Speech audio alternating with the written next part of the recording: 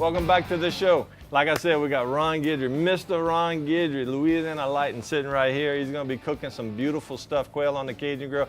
But before we get into the kitchen or on the pit, I wanna ask Ron a few questions. Ron, we were talking about the fastball and your two best pitches, or your two pitches when you were playing in the pros was what? Okay.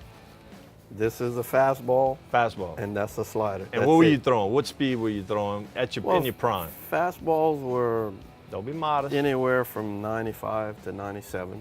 I heard you hit 98. I might have. I don't care. I didn't worry about that. It wasn't how hard you threw. It's where you put it. Right. And then sliders, I threw sliders anywhere from 88 to 90 miles an hour.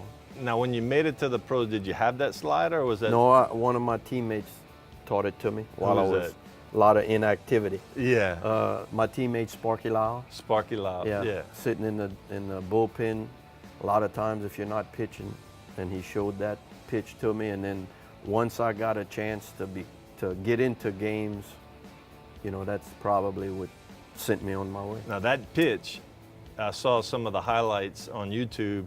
Was the pitch that you struck out in the Angels game, 17 batters? Well, I don't know how many they had. Come on. It's 18. 18. Yeah, 18. I was testing you. Yeah, it's 18. But it's that was the pitch that complemented a fastball. I always could throw hard. I just didn't have something else to complement it. Right. And up in the big leagues, you can't just throw fastballs. You got to have something else. So once I developed that, it set me apart. Right. Now, your wife, who I adore, you know you're a lucky man. I know. Miss Bonnie, sweet as can be. She brought me a copy of this book.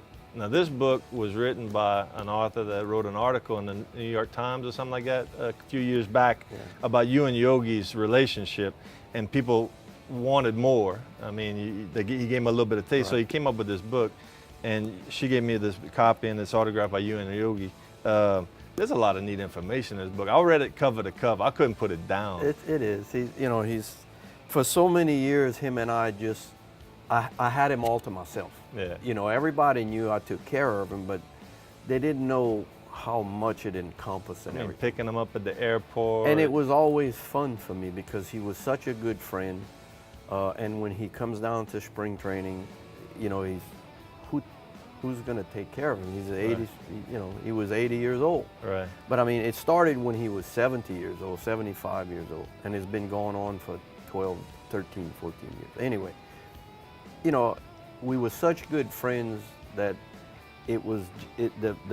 everything just started. It's the passing of the torch, so to speak, from the older generation to mine.